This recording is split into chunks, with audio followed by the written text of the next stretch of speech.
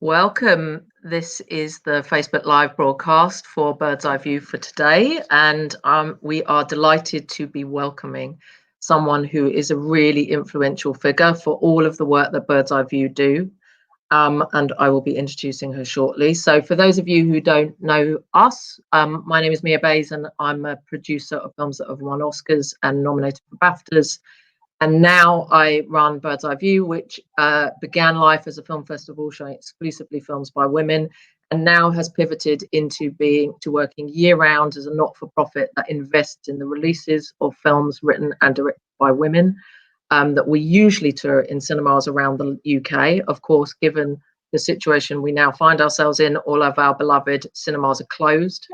Many of them are now watching, so I would like to welcome all our cinema partners. And most of what we focus on is around what we call a mission, which is funded by the BFI, which is called Reclaim the Frame. And that is entirely devoted to bringing audiences, ever larger audiences, to films written and directed by women. I would like to hand over to Kate Muir, who is on our board and is a key player in what we do. And Kate, over to you. I've been a film critic for years. I'm also now making a film, and I am a huge fan of our guest today, who has changed the kind of face of film and feminism and just turned us in one direction. So her influence has percolated sort of everything that we've done and everything we say now about the female gaze instead of the male gaze. Wonderful. Thank you, Kate. So I would like to welcome Laura Mulvey. We are really honoured to have you with us, Laura. Hi. Laura is a seminal figure in film theory and also a very significant filmmaker. We are going to talk about both of those aspects of her extraordinary career.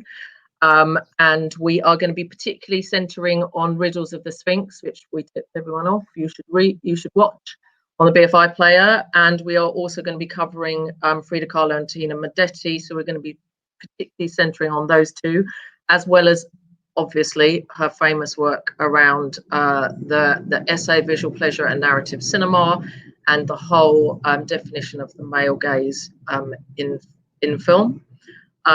Kate and I will be conducting this interview between us.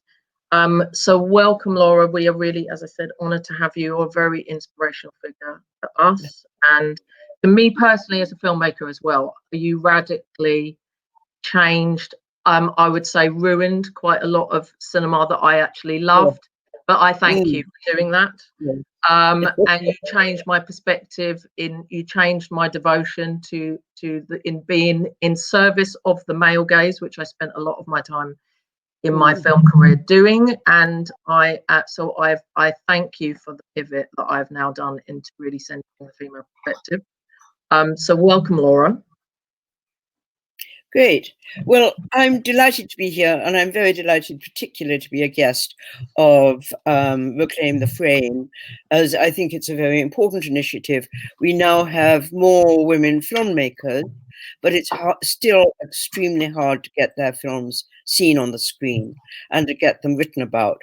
So I think it's a new angle, perspective on the struggle, but one that's really very timely and comes in just as it's needed. And I'm going to echo Mia's points about spoiling all the fun of the movies in a moment. But somehow I have to go back quite a long way to set up this discussion and set up our discussion of Riddles for the Sphinx and also of Visual Pleasure. So the first thing I wanted to say was that I'm going back right back to the early 70s, but to pick up Mia's point, during the 60s, with Peter Wallen, my future collaborator, we had been straightforward Hollywood film fans, what nowadays is called rather pretentiously cinephiles. And we went to see Hollywood movies all the time. And then under the influence of the women's movement, I suddenly found, just as Mia was saying, that I was watching these movies in a very different way. and what had amused and touched me, I was now, instead of being absorbed, I was literally looking at the screen and thinking about what was represented rather than following the male gaze, which indeed I had always quite pleasurably before. So that's, as it were, the first step. Now, I want to just say a few things about the importance of the women's liberation movement at that time in the early 70s. The first, perhaps, key principle of the women's movement was that the female body was a site of struggle and a site of oppression, or put it the other way around, a site of oppression and thus a site of struggle. And that had to do with kind of reclaiming reproductive rights, struggle against violence, etc., etc. But what I think is particularly important here is the way that the site of struggle, the body as the political site of struggle, then led logically to the image of that body becoming a site of struggle. And I think this is one of the great contributions that the women's movement made to political thought. I'm not sure, always one has to be careful, but I think that this stand was the first time that a politics of representation came to the foreground of a political movement. And this involved certain kinds of shifts. So what do these images mean? If they don't represent us as women, what do they represent? And it's in this way that I started to think through my women's liberation reading group, where we were reading Freud, also alongside, for instance, Sally Alexander, whose portrait was in Misbehavior that you did last time. We started to read Freud, and Freud started to give us ways not of thinking about the woman's psyche, but introducing us to the ways in which the male psyche had to be understood before we could understand the way that images of women circulated in patriarchal society. I can go on. Please Should do. I go on? So that was the first step, was to put forward the idea that images were a political issue and had to be contested. And the Miss World demonstration was one of the stepping stones, I think, towards that. And then there's important theoretical questions about the shift in representation, meaning, significance came in. So that was around those kinds of questions that I started to write, that I wrote Visual Pleasure and Narrative Cinema, which we're going to come back to and we're going to talk about later on. But then it also seemed urgent to take these questions, these theoretical questions, onto the screen itself and start investigating them there. So when Peter and I started to make, decided to make movies together, it wasn't a decision. It was in the first instance to make our first movie, Penthesilea, Queen of the Amazons, which we saw as a theoretical investigation into images of women, legends of women, etc., and very, very crucially, contesting the ways in which the conventions of cinema had actually organized the way that we see the screen and that the way we see women on the screen. So when it came to Riddles of the Sphinx, we were still thinking about contesting the conventions that, the traditional conventions, but we were also trying to think of ways in which the cinema could be used for perhaps going a step beyond the negative, beyond negative aesthetics, beyond just contesting what is, to thinking a little bit about what should be and how an alternative women's cinema might think about film as a medium, as a poetic medium, and as a storytelling medium, and so on. Now, perhaps this is the moment when we should bring in our clip. And the idea is that I talk through the first sequence of the story section of Riddles, and out of that try and explain what we were trying to do, who our collaborators were, and so on. Wonderful, thank you.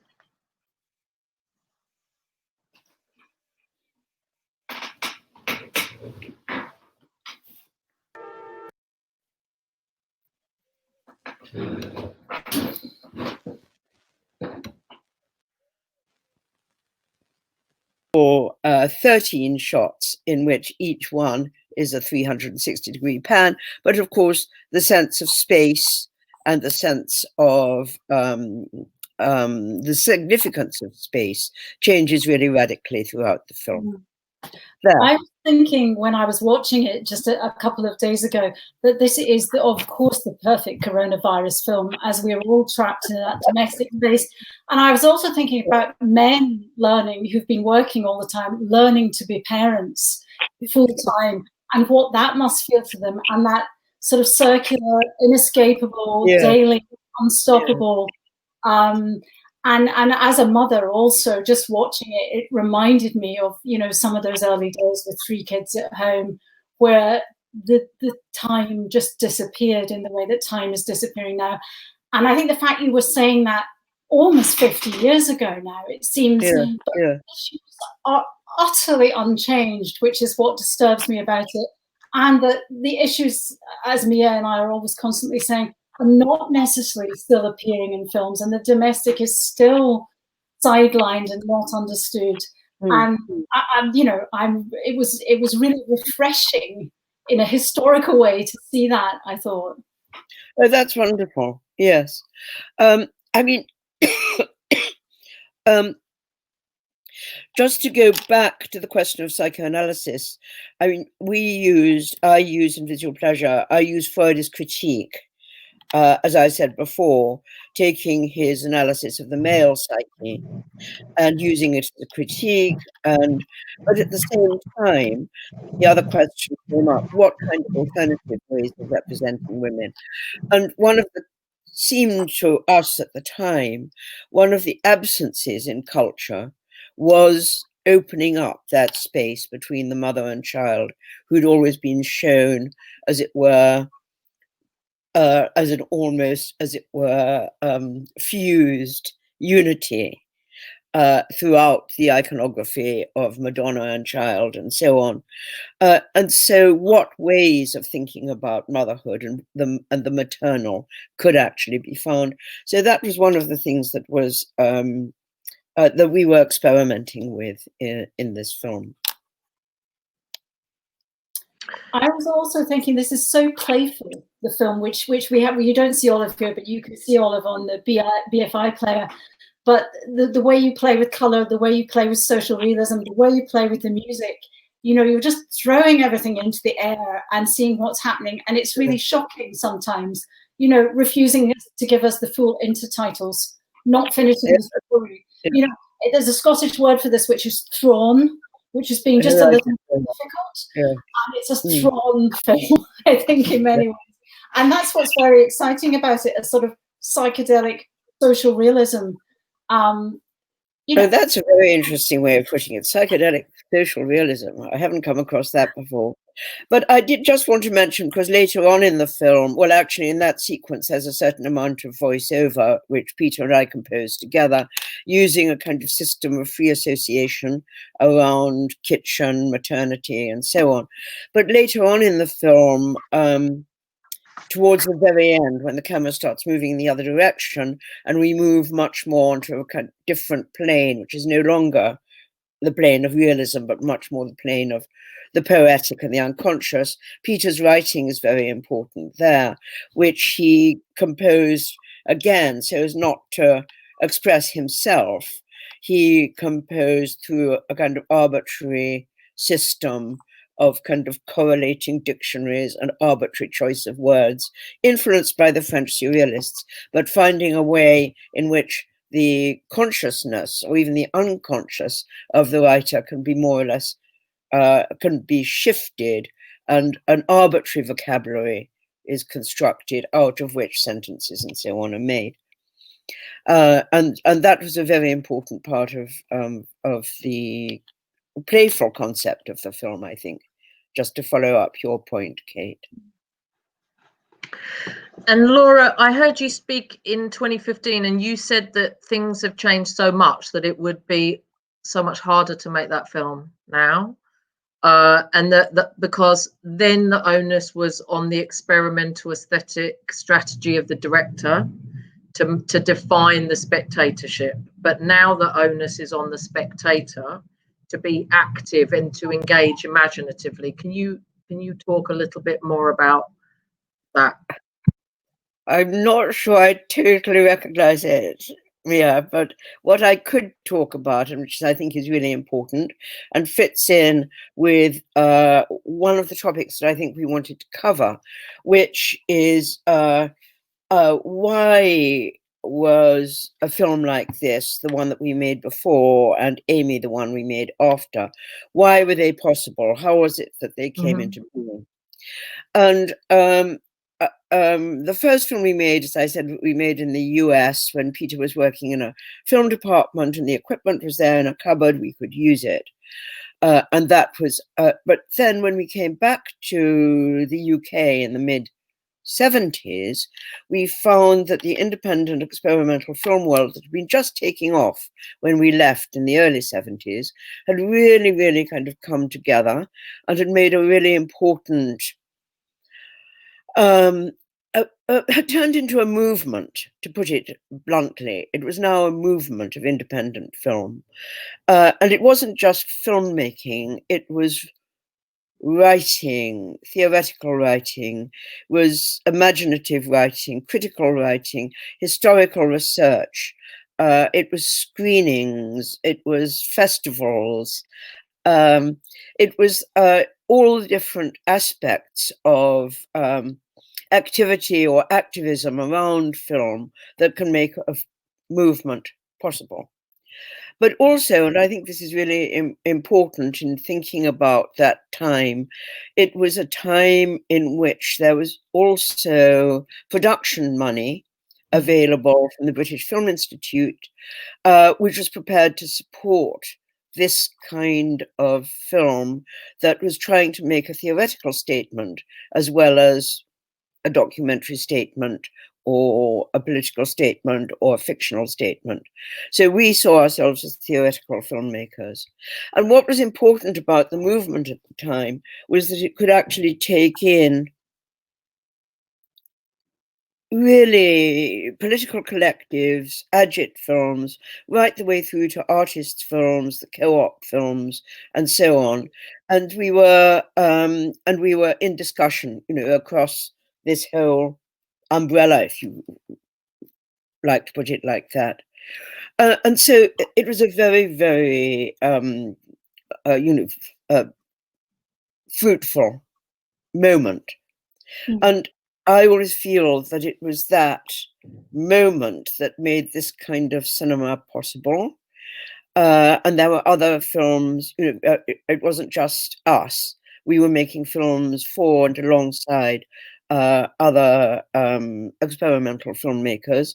And then there was also the Women's Liberation, London Women's Liberation Film Workshop, which was also making films, also getting funding from the BFI. So altogether, and also, you know, there was solidarity. So that sequence we just saw was filmed in Malcolm and Judith LeGrice's kitchen. Malcolm being a really key part of the filmmakers co-op. The mirror sequence was filmed in Steve Dwoskin's upstairs room, and so on. But that kind of moment can't last forever. And it really came to an end around, really very abruptly after the election of Margaret Thatcher in 79, and the atmosphere of perhaps crazy utopian optimism started to shift into a realization that the world was actually the realities that we were actually going to have to face in the world. Are you going? Shall I? So, in a sense, what I'm trying to say is that these films belonged very much to a moment and a movement. And it was very difficult to sustain that kind of filmmaking in the aftermath. However, on the other hand, in '82, Channel 4 came on air, and there were different kinds of possibilities opened up then that Peter and I worked with a bit. Before we turn to the next film that we're going to discuss of yours, can I just ask there's one really important credit that still I never see, and it was very notable on Riddles of the Sphinx, which is you say childcare by. Yes. Yeah. Can you just elaborate? I mean, that just felt very, very appropriate and very important. And I thought, why don't I see this now? Can you just expand on what point you were making? Well, we were making that point that that this film couldn't really have been made without the childcare.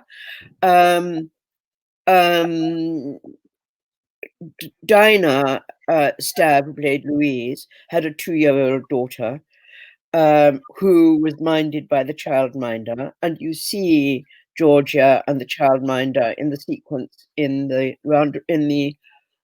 playground. There's a lovely little blonde girl who's walking away rather reluctantly with the minder, leaving her own mother behind with another child. And the other child was the daughter of our cinematographer, Diane. So she also had to be minded when she wasn't on the screen. So there was actual child minding to be done. And Christine was, as it paid the same, we all paid the same wage, and she was paid the same as everybody else, the same as the producer, the same as the directors, etc. Because, Laura, we have a campaigning group now called Raising Films that we sometimes work with Bird's Eye View, that is all about having childcare and help for parents on sets, which is that big down got female directors coming through and female cinematographers. Yes, and that hasn't changed. Yeah, but that, as it were, kind of links with the way that we wanted to tie the more psychoanalytic, more poetic aspects of the film together with the whole question of child minding and whether crashes could be installed in the place of work. So actually the central pivotal shot of the film is of the two young women consulting someone about whether unions would get involved, or whether they can, what the political possibilities of having childcare in the place of work would be.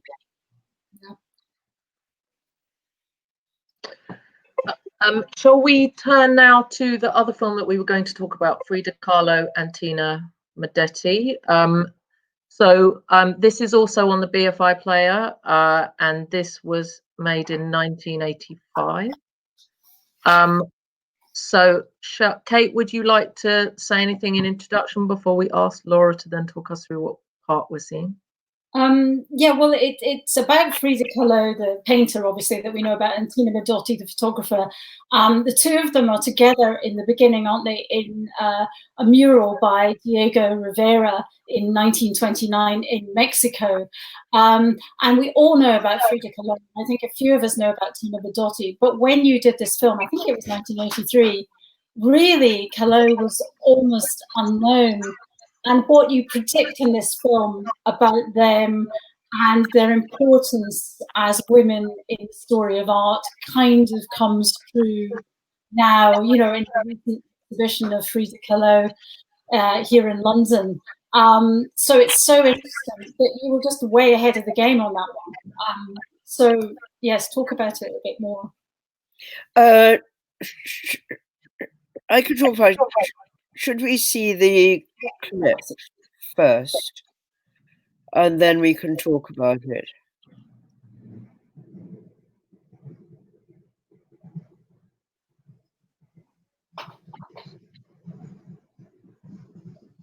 We did. I think we haven't got sound.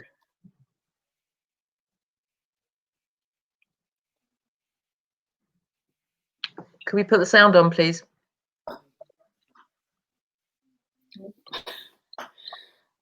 We'll just. Or shall I just talk about it a bit? Oh, wait a moment. I think it's coming back. Oh, there we are.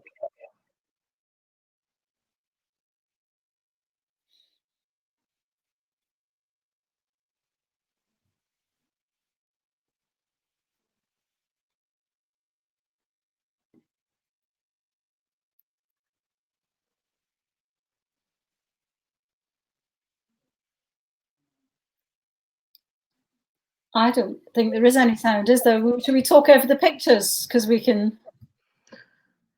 Yes. There is sound. I don't know quite what's happened.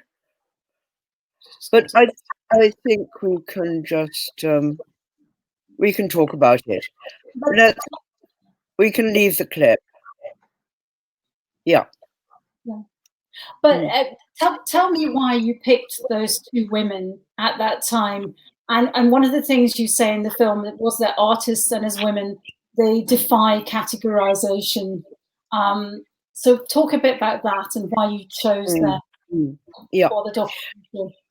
I mean, in a certain extent, the whole thing was partly a matter of chance, because Peter and I and our son, Chad, went to stay in Mexico with a friend in Christmas, New Year, 77, 78. And we found just an extraordinary kind of treasure trove of the avant-garde of Mexican revolutionary art, of whom, I mean, we might have heard of the muralists, but we didn't really know very much about it. And Peter in particular, because he had been very influenced by the Soviet avant-garde and was one of the people who brought it back into attention in the 60s, was really fascinated by this new kind of experimental work that he just didn't know about. So it was very much a learning experience. And so when we got back, we just thought that it was something we wanted to work on, and the possibility of bringing these two women artists together made a possibility of a dialogue, a kind of dialectical relationship between them. Now, let me see if I can try and explain this. It was, in a sense, to try and here we are. I think we just got still. Yeah. It was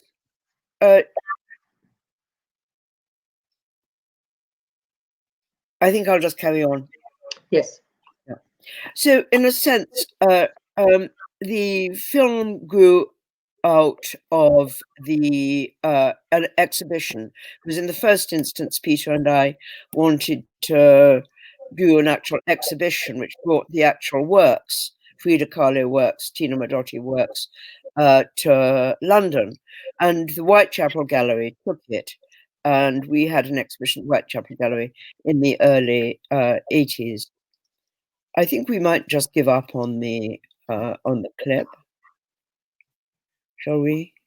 Yes. Yeah. Also, I think now people know enough about Frida Kahlo that they have those pictures in their head in the way they did when you made the film. And so when you talk about her and her body image, that's very interesting. And then when you talk about Tina Modotti and the way she filmed women in a similar way to the way you filmed the mother in Riddles of the Sphinx, chopping off her head and showing the pregnancy, or the way they're holding a child. What's happening in the middle bit of their body is doing the work.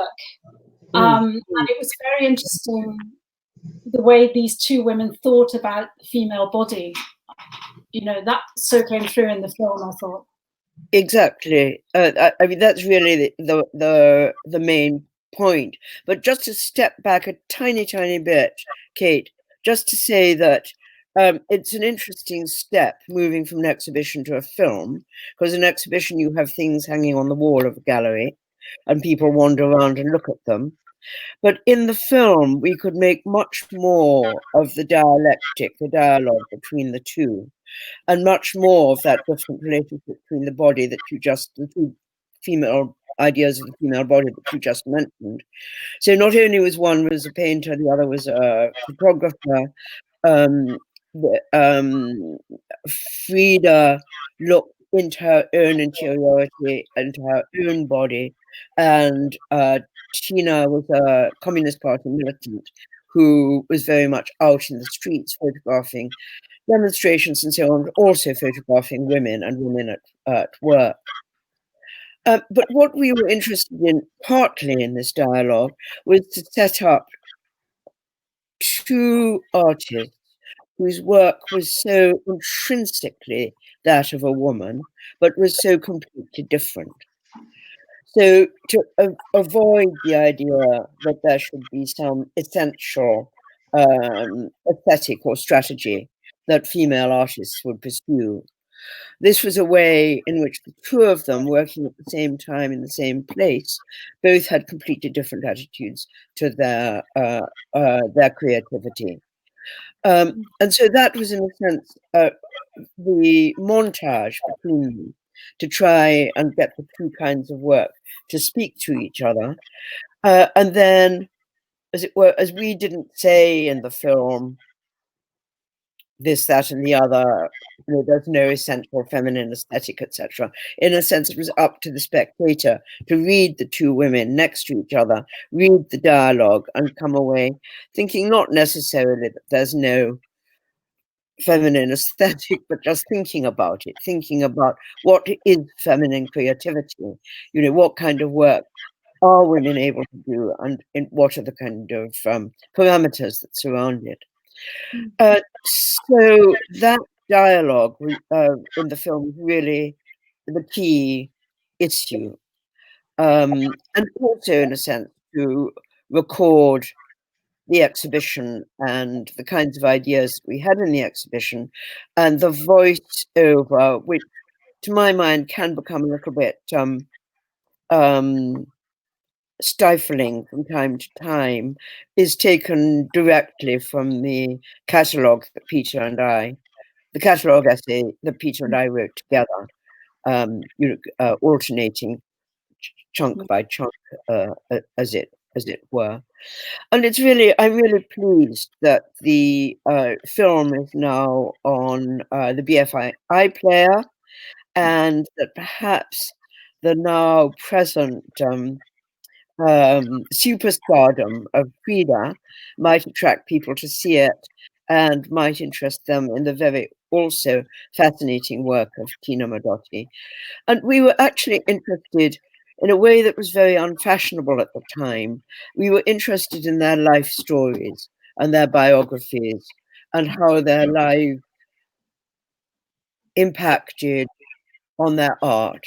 So the fact that Frida Kahlo had had a motor accident and lived in pain, how that affected her approach to her body and to the way that she depicted herself. And the fact that Tina Modotti had been a famous beauty and Hollywood film actress and a model, how that affected her desire not to be seen herself, but to look outside at the outside world and record the kind of political instances and priorities that she saw around herself. But what comes in the background of all that is that they were just revolutionaries, not necessarily feminist revolutionaries, just revolutionaries in their art and in that time, weren't they? Yeah. And the other thing about them is neither of them had children.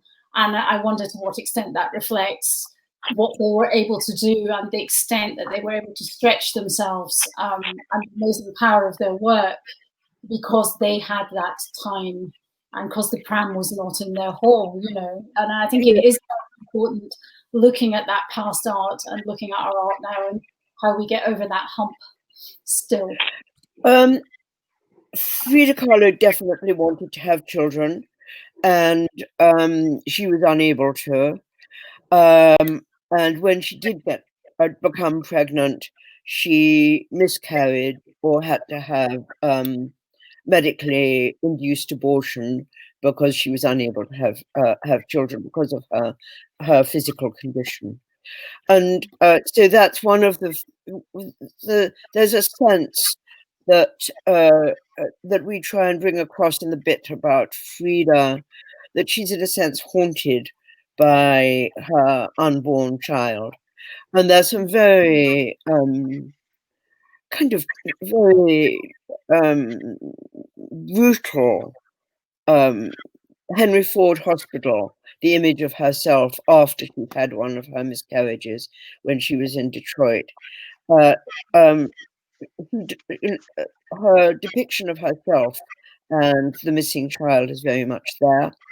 And I think there's a moment when we say that the appearance of the little spider monkey sitting on her shoulder could be the haunting of the unborn child, or of the lost child. Tina, I don't think, was ever interested in having children. Of course, I don't know that for a fact. It's just that her life was very, very dedicated to her political involvement. She was very much what nowadays is called an activist. And whereas Frida was born and died in the same house, lived in the same house with Diego during their marriage, and was in a sense, we wanted to give a sense of her being, as it were, enclosed by its, again, comforting but imprisoning walls. And that kind of sense of the interior self as well, because the interior isn't just the inside of the home and the domestic space, as it were, but it's also the inside of the mind, the dreams, the fantasies, the desires, the painful and traumatic relationships, etc., etc. Whereas Tina was an immigrant, so her father had migrated to San Francisco when she was a teenager, and then she moved to Los Angeles, and then she moved to Mexico. And then when she was thrown out of Mexico, she then moved across Europe to Moscow, where she started to work for the Comintern, went to Spain during the time of the Spanish Civil War, went back to Mexico. It's a very much a kind of nomadic life in which her relations with different men were very crucial, but at the same time, she was always independent and always her own woman throughout. And then died tragically young. Shall I say anything more about Frida and Tina?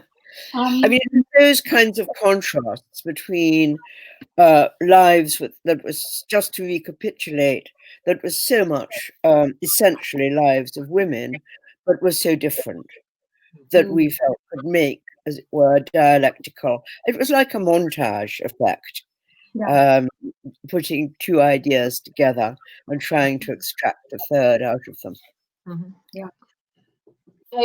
So, Laura, you've said we a lot, and by that largely you mean yourself and Peter. Can you talk a little bit about more about your collaboration? Oh yeah. So, as I think I said before, the first film we did, which was when he was working in the US, was very much a theory film. Looking back on it, because I've just had to write about this recently, looking back on it, I've begun to think that it was perhaps partly because we were both removed from our own immediate contexts. So in London, I'd been very engaged with my women's liberation reading group, with the London Women's Liberation, working in the office, helping out, and so on. Peter had been working with Screen, with New Left Review, 7 Days. So we'd had our own areas of political engagement, as it were. And then suddenly we were in Evanston, Illinois, and spent a lot of time talking to each other, and talking about ideas, talking about feminism, talking about psychoanalysis. And so then when the idea arose that we might make a film, we were already very much in dialogue with each other. And so we were like a kind of little mini collective. And it was very much a day-to-day dialogue. Very much reading, conversation, research, reading about the Amazons, figuring out how we could get these stories onto the screen and what kind of stories we wanted to tell. Because the other point that perhaps I should make is that our sense of what kinds of films we wanted to make were always agreed without any. We knew what we wanted to do. We didn't want. Neither of us were particularly invested in our own creativity. We were much more invested in a dialogue. And this is partly, perhaps, if you go back to remembering the time, it was a time when authorship was somewhat under erasure, as it were. And certainly in the women's movement, we weren't not only particularly interested in owning things, owning ideas, but we were also reacting against the sense of male creativity and its possessiveness of its own genius, as it were. And so this dialogue, as it were, arose very much within that kind of context. And it was very much a matter also of research, and what we wanted to do was always have stories, always tell stories. So whether it was the Amazon story, the Oedipal story, the story of Louise, there always had to be a certain amount of performance in our films, but also quotations, endless quotations, film citations, favorite authors quoted. Collaboration was really important. And in Riddles of the Sphinx, as well as the collaborations that I've already mentioned, we have a special guest appearance from Mary Kelly, the conceptual artist whose great work, Postpartum Document, was just about to come on at the ICA and cause a scandal around the time that we were making Riddles. Can I ask you now, because I think a lot of people watching this have seen Misbehavior, which is about the raiding of the women's liberation movement, raiding the Miss World competition final. And you were part of that movement in London, but you were also there on the raid in the actual Miss World. Tell us a little bit about that, because that's obviously become a film. And yes, it was wonderful. It was wonderful to see my friend Sally Alexander's role being played by Keira Knightley, and to see her story, her experiences on the screen. I thought it was a very witty film.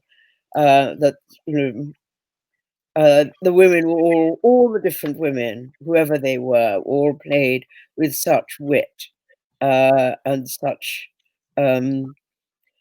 A kind of witty sympathy. But I think it was an important moment for me because it was the first.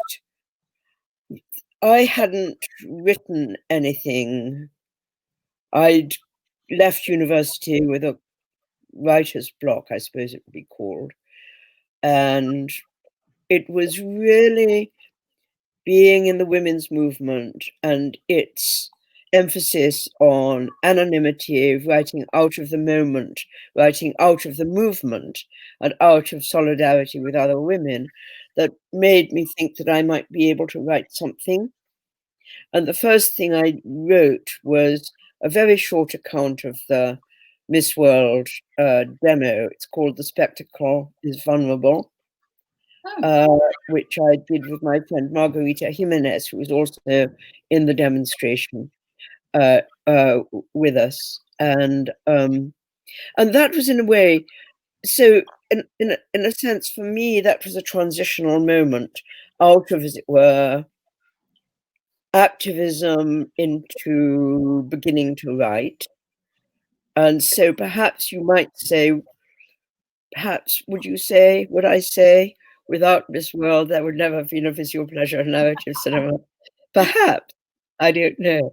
Because it was that sense of thinking about the spectacle and thinking of woman as spectacle and thinking about how one could begin and how it was one's actual political how it was a kind of part of one's political practice would be to analyze theoretically how this spectacle came into existence. And that was, in a sense, a kind of transitional moment for me. It was a kind of threshold from one world into another, if you like. So before the moving from writing into film, there'd been the movement from being part of women's liberation into writing, thinking I could actually write about these things. Yeah, I was thinking about when you were talking about that almost first wave of feminism, and now we're sort of in the fourth wave of feminism with Me Too. And all the things you said about Hollywood, you thought Hollywood would disappear or change back then, and of course it didn't. But now we're looking at Hollywood in crisis now, and will it change? And also the idea of Hollywood represented by Harvey Weinstein as this enormous bubble that's sort of burst and dissipated, and that all these women, be they directors or ordinary women at work, have kind of risen up and taken up more space and had the confidence to take space up.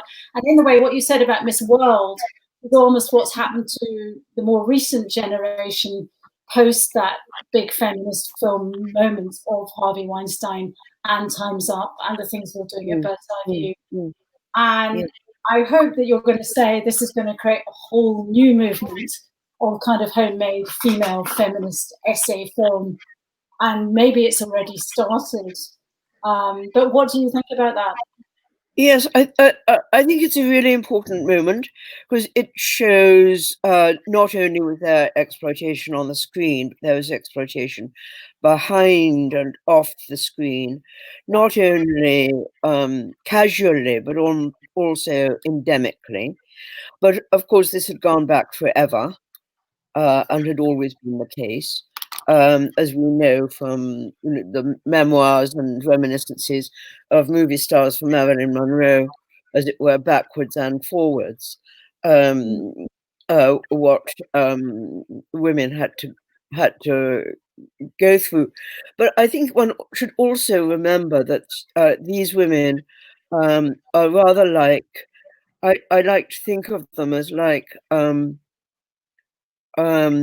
a flag, waving a flag, a red flag, to point to a source of oppression and exploitation. But it's an exploitation of the woman's body at work, and this happens everywhere. It's universal.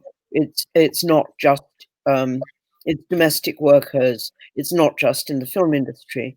But I think it's extremely important that the women in the film industry have taken this first stand, and they can stand there as being able to command an audience and being able to command attention and speak out for themselves. But that has to spread, that has to lead on to the way in which this kind of exploitation is generalized. Laura, can I ask actually because technology is also incredibly significant in the moment that you're just discussing now, which is obviously not having to wait for traditional media, women's voices being able to be broadcast by us, doing the same now. And technology is also incredibly important in lifting up forgotten cinema.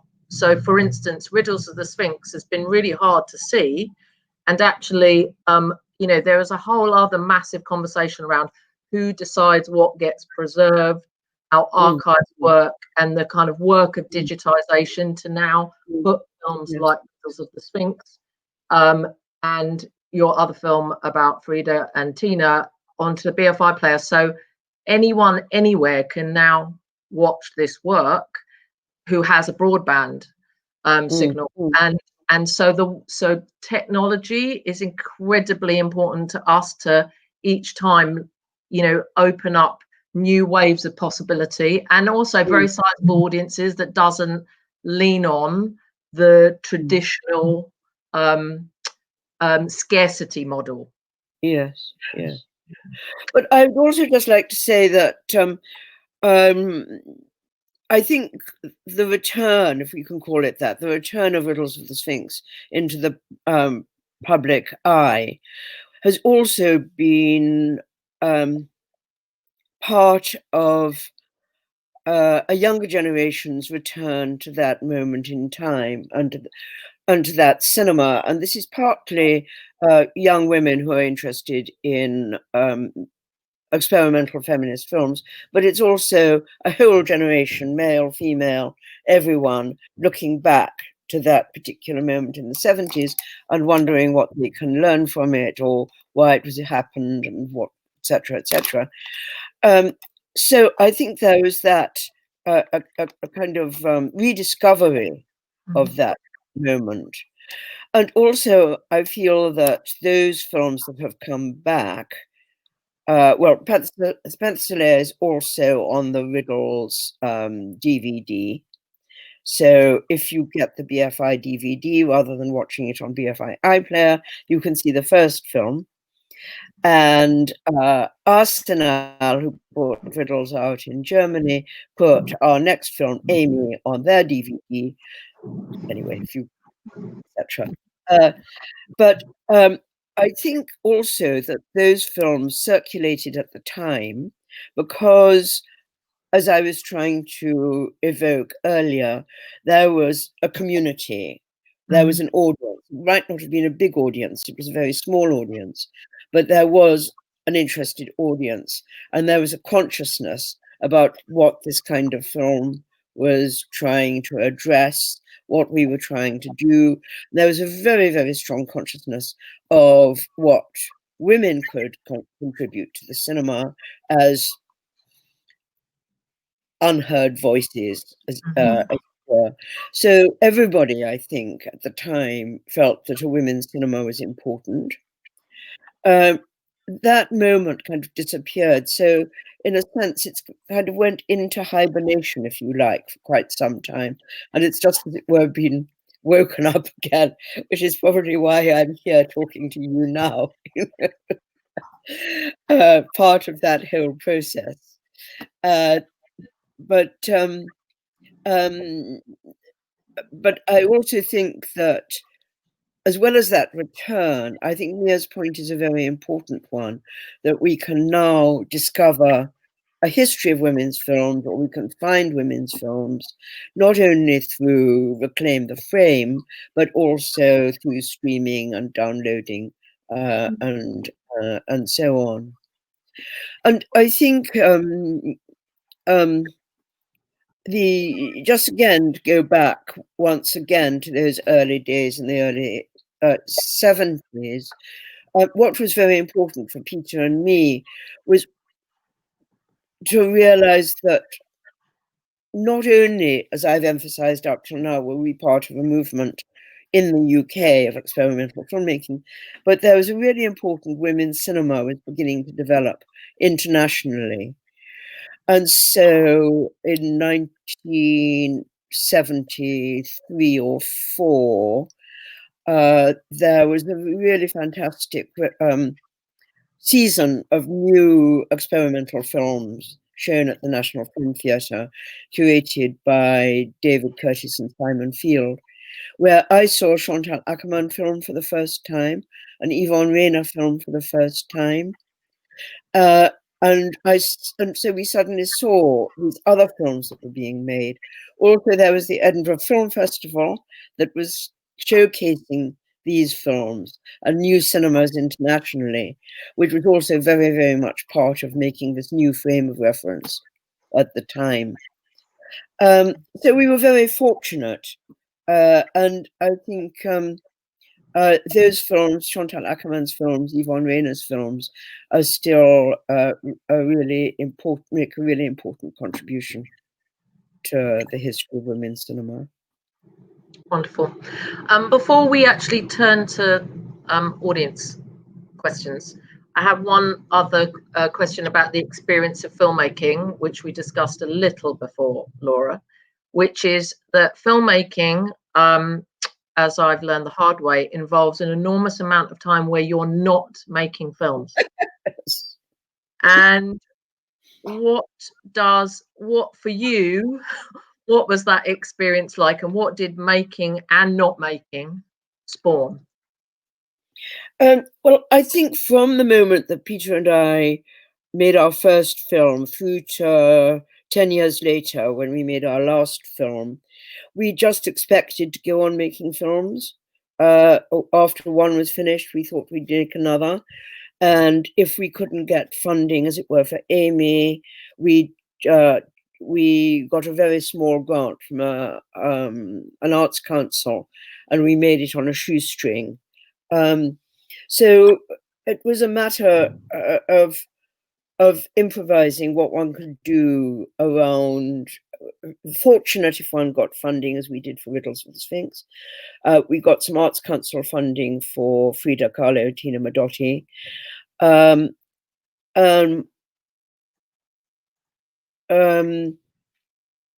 then, when things changed,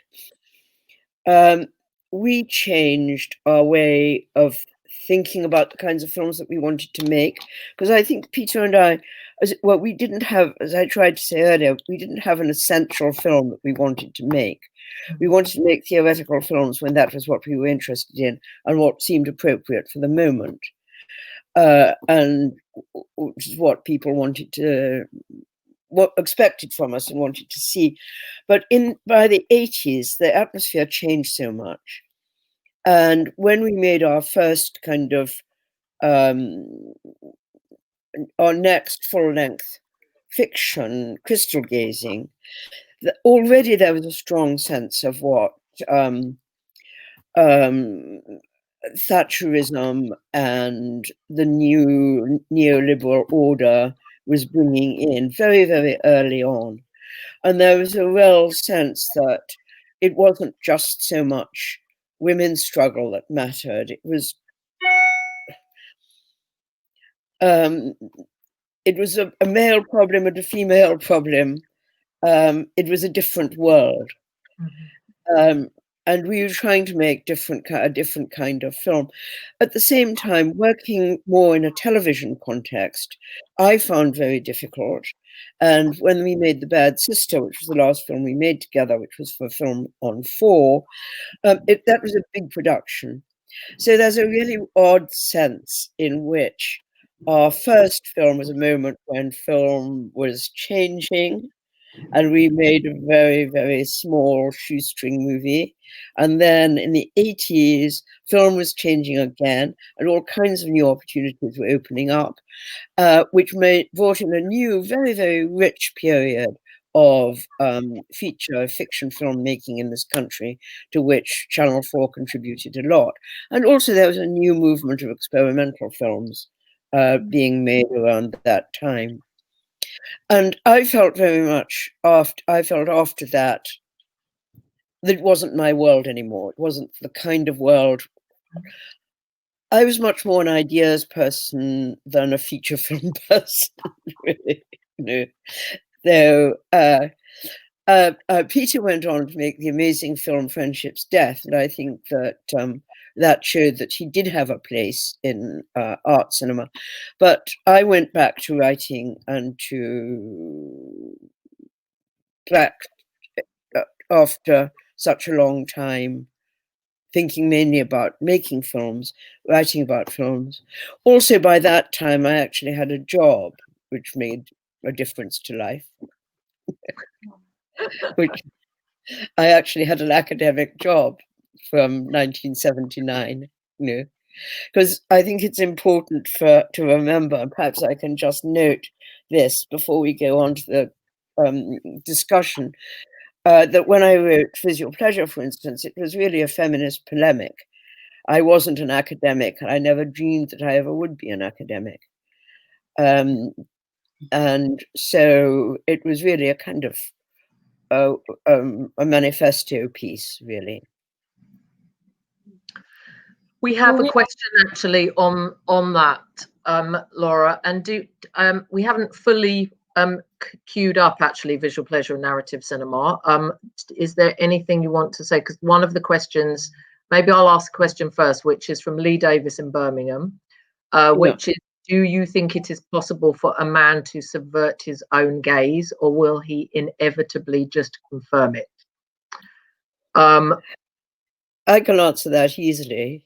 Yeah, I mean, I think that it's that I should emphasize that when I wrote that essay, I was thinking about a particular kind of Hollywood film, and very often it's been read as a condemnation of cinema as such, and that the cinema is completely kind of imbricated with a male gaze, which is inescapable.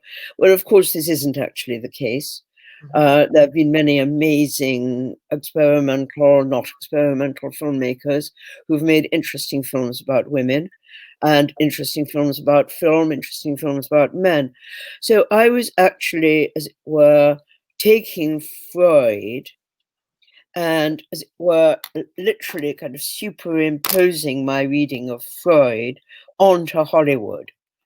And Hollywood was just so appropriate. It just fitted like a glove. The theory just kind of, to my mind, just kind of fitted on to the actual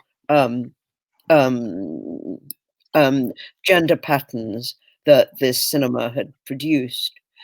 And I also think it's worth saying that I really enjoyed using psychoanalysis to analyze the patriarchal psyche, and using Freud's theory of fetishism, for instance, for my reading of Alan Jones earlier on, and also for my reading of Hollywood, which I don't see as very complicated.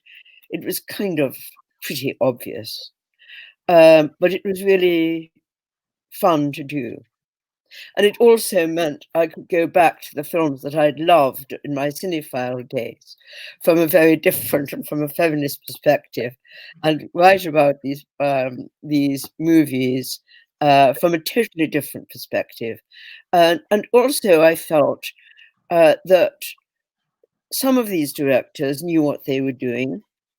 So Hitchcock, I feel, was actually investigating the male gaze as well as actually promoting it, and that there was a certain level, certainly by the time you get to his later films, particularly by the time you get to Vertigo, there's a level of self-consciousness in what he's doing. I mean, these movie makers were extremely skilled, and I think we were right to see them as objects of great beauty and fascination, but they were also instruments of female oppression. Mm-hmm. The problem of art over the ages, perhaps. Mm-hmm. Kate. Oh, sorry, I thought we were doing more questions. Oh, we can. Yeah. Well, actually, this is something. Did I actually answer that question? Yes, I did answer it. I don't think. I think the male gaze is constructed, and it's learned, and it's not intrinsic. Mm-hmm. And because that cinema played on it, it doesn't mean that all cinema is necessarily voyeuristic. Mm-hmm. I mean, one of the things I was just going to say quickly that we're doing with Bird's Eye View is we're not just merely doing a Reclaim the Frame campaign, we're doing a Reclaim the Canon this year, and that is going to be really interesting. And we're going in with Mark Cassis's Women Make Film 30-hour documentary about women directors. So that will be really fascinating to go in and tackle it from all those female gazes. Yes, I would like to. Can I interrupt, Kate, for a moment? I'd also like to say that when I look back on visual pleasure, I also, if I want to think about it critically, which I can easily do from all different kinds of angles, I also think that it was an essay which, from the point of view of film theory and film criticism, totally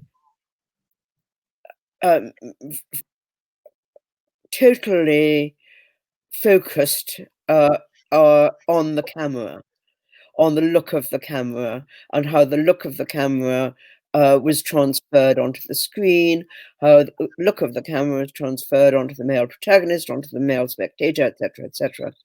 There are a lot of films which, and a lot of theory, which can actually emphasize different aspects of the cinema rather than just the look of the camera.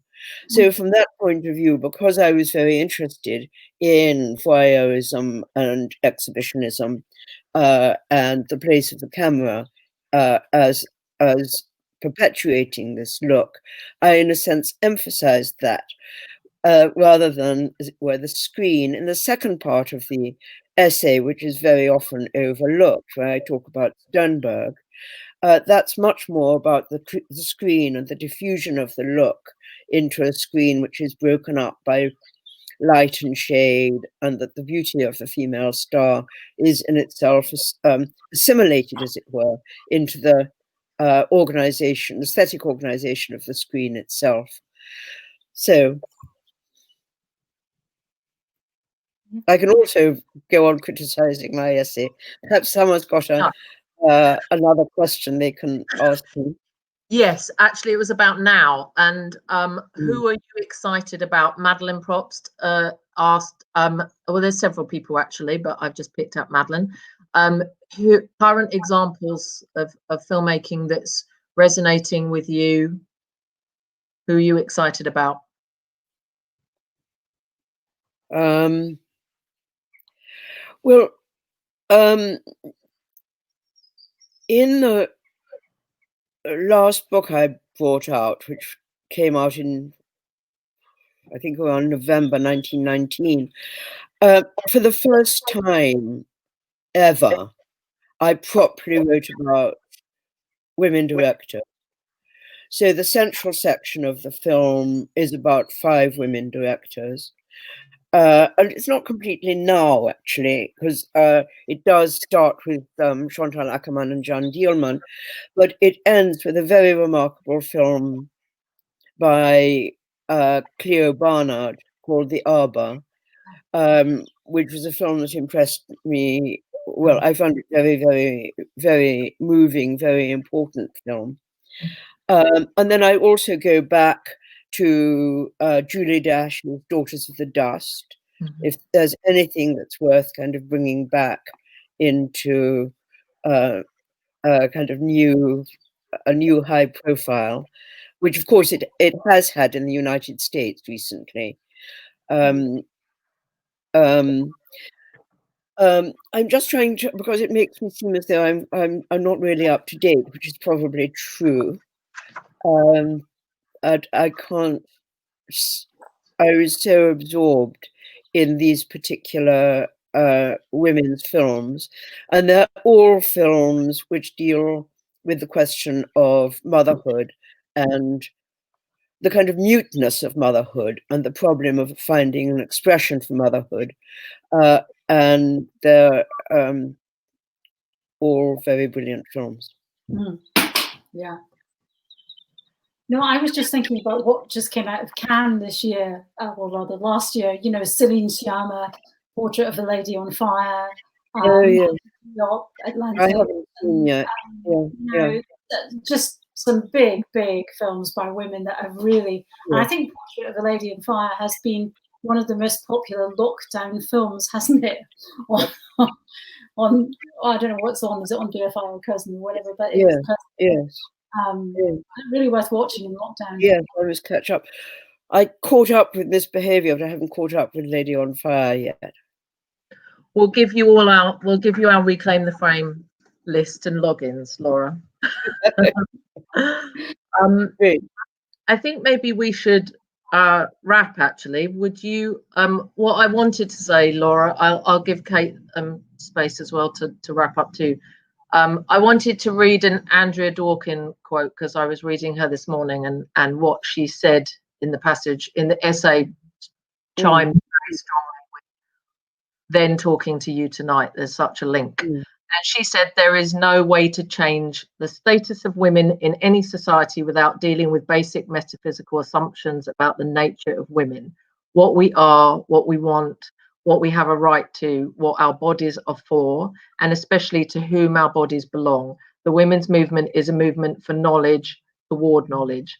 And I wanted to say to you, for me personally, but for lots of people out there, you contributed very significantly towards that move towards knowledge, because what we realized and your way of framing cinema was that we had that hiding in plain sight was this massive body of evidence of how the hatred and disavowal and objectification of women and suffering of women was provided such, as I said, a useful body of evidence that then hastened, the women's movement in other ways. And so I just wanted to say thank you very much for that. Can I just say a word in answer to that, Mia? I'm often asked what kind of alternative I visualize to the male gaze, which is the phrase that's now kind of really got a currency. And it just reminded me, your point just reminded me that I often think that reversal is not necessarily a good idea. We don't necessarily want to take the male gaze, turn it upside down, and impose a kind of powerful voyeuristic look on the male object, as it were.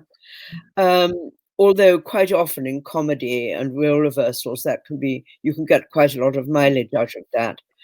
But I was more interested in a look of curiosity and the traditional woman's relationship with the curious, investigative look, which either solves riddles or puzzles or deciphers enigmas, whether it's us ourselves or whether it's the enigmas that the world faces us with. But it's that look of curiosity and the desire to see with the mind's eye, which I think we can start with. I think that's so important. I'd just like to thank you for being on here and for being a filmmaker and being a theorist, because I don't think you could do one without the other. And, it's made such a difference to what we are doing now and kind of following in your footsteps, and the next generation, I hope, following as well. So, it's just fantastic to talk these things through. Thank you so much. Well, thank you both so much. Thank you. So, do we say goodbye now? Yes, I think I would just plug again that for everyone in the UK, you can watch Riddles of the Sphinx on BFI Player and on Amazon, and that's paid. But the Frida Kahlo and Tina Medici film is free for anyone to see, again on BFI Player. So we are also funded by the BFI, and the BFI funded Riddles of the Sphinx. So I think we have a great debt to pay to the BFI. Again, these distribution platforms are really important. So it's again enabling us to find new audiences. Yeah. So thank you. Thank you. Thank you so much. Thank you for having me. Okay. That's been wonderful. Thank you so much. Thank you. Okay. Bye-bye. Bye.